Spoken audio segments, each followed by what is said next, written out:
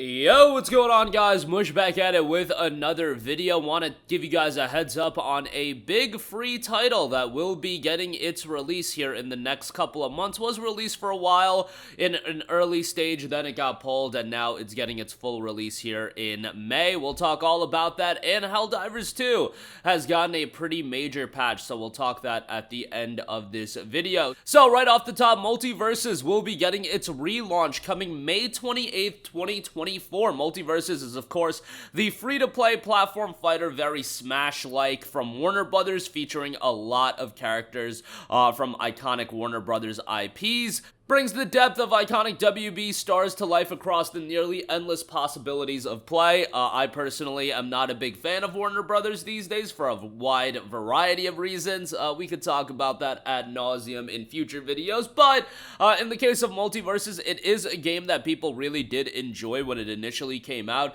Characters choose from Bugs Bunny, Batman, Arya Stark, Rick Sanchez, and many more. In Multiverses, every star brings their unique moves, words, and attitudes to fight, and as the roster expands, so does the spectacle, with new personalities and playstyles turning up the heat in every battle. Maps are maps turn legendary realms like the Batman's Batcave, Jake and Finn's Tree Fort, Game of Thrones' Throne Room into epic battlegrounds, and the best part, we're adding new maps regularly, so the party never stops. Modes, whether you're seeking the intensity of 1v1, the frenzy of a 4-player mayhem, or team up for strategic 2v2 battles, we've got you covered. Plus, introducing an all-new PvE mode, a thrilling realm of limitless combat possibilities designed for solo or co-op play. Cross-platform Multiverses also has cross-platform play and cross-progression support across all platforms. And that's not all. Our Brawlin' Multiverse does not hit snooze, and neither should you. There's always something new brawling in our evolving multiverses with regular content drops and ongoing quality improvements. Now, the game did have a very positive reception, 4,800 reviews, 86% positive, and, people seem to generally like the game. Although, as a live service game, and live service games have their place in the market, it's just like Warner Brothers is not my favorite publisher, as I've mentioned in previous videos, and in this video as well.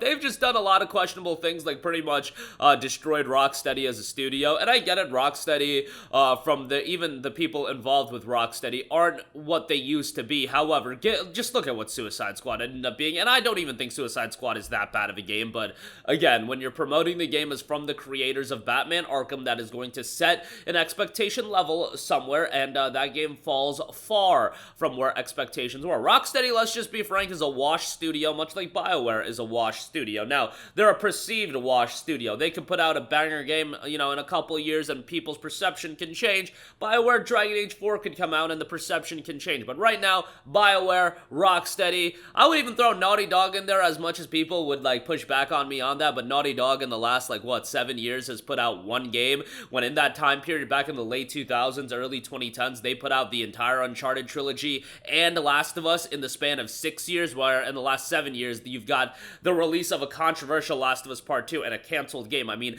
from where Naughty Dog was, the perception to me is that Naughty Dog is absolutely washed. I'm sorry. People can disagree with me on that, and I'm sorry for going on this diatribe, but also, I look at Rocksteady, which I feel like was kinda positioned to get washed, and Naughty Dog somewhat was positioned to get washed as well with Last of Us Factions and everything like that, but I digress. Rant over. It's just my depressing thoughts on some gaming publishers and studios these days, but hopefully Multiverses turns out well. Again, it will be coming May 28th, and hopefully people do have a good time with it. I don't mean this to turn into my own soapbox on why I hate gaming and things I hate about gaming, but I love gaming in totality, but some things do upset me quite a bit, and hopefully it won't be monetized to the end of the earth, but it is a free-to-play live service game. There is going to be monetization. In a game like this, you expect monetization.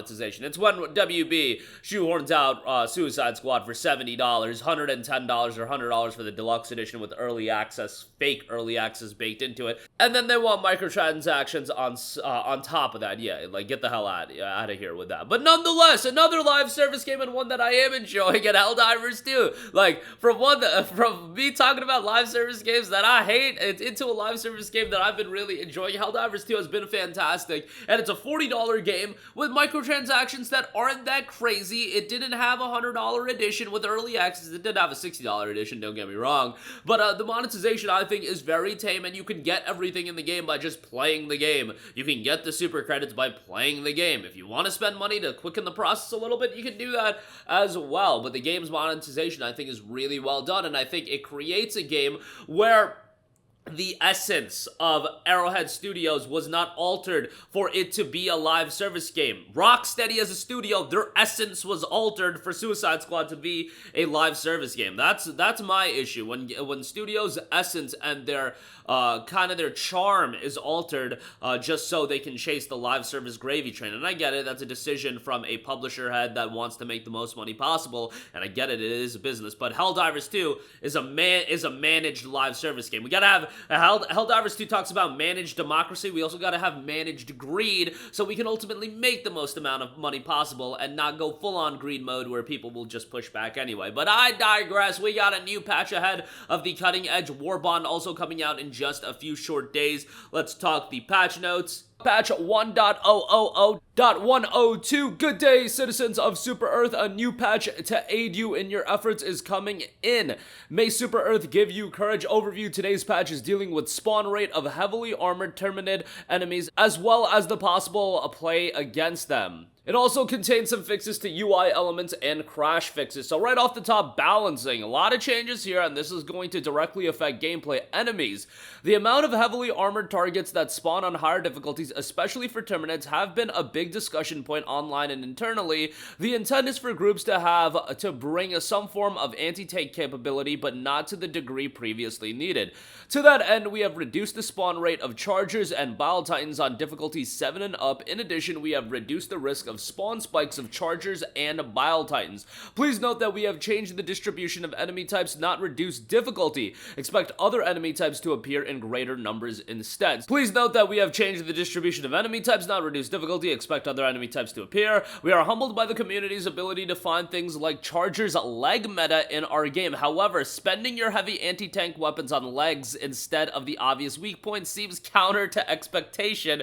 We are not changing anything regarding the Charger's legs. However, we are lowering the health of the Charger's head. It should now be a point where a well-placed shot from the recoilless rifle, or EAT-17, instantly kills a Charger. Together with the unfortunately undocumented change of last patch that increased the armor pen ability of less well-placed shots for EAT-17s and recoilless rifle shots, Chargers should now be easier to handle by well-equipped groups. Gameplay changes. Okay, let's talk a little bit about this.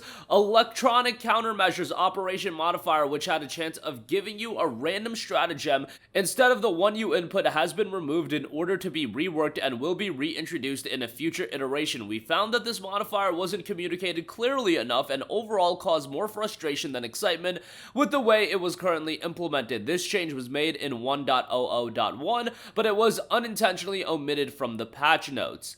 Fixes. Fix some missing text on several HUD and UI elements. Fix several subtitles, VO mismatches in news videos. Fix various crashes that occurred mid-gameplay and when deploying to missions. Now, they also have a list of known issues, so let's talk about those.